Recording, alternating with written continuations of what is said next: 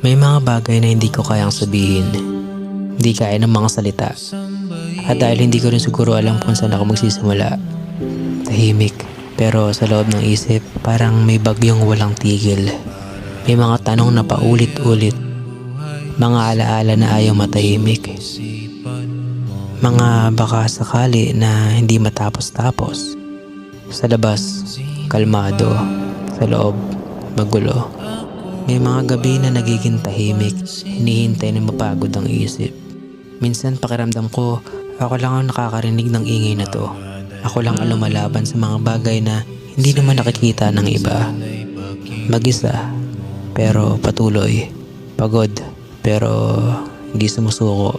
Kasi umaasa pa rin ako na darating ang araw na tatahimik din ang lahat, na hindi na kailangang magpanggap pa, na hindi na kailangang magkunwaring malakas.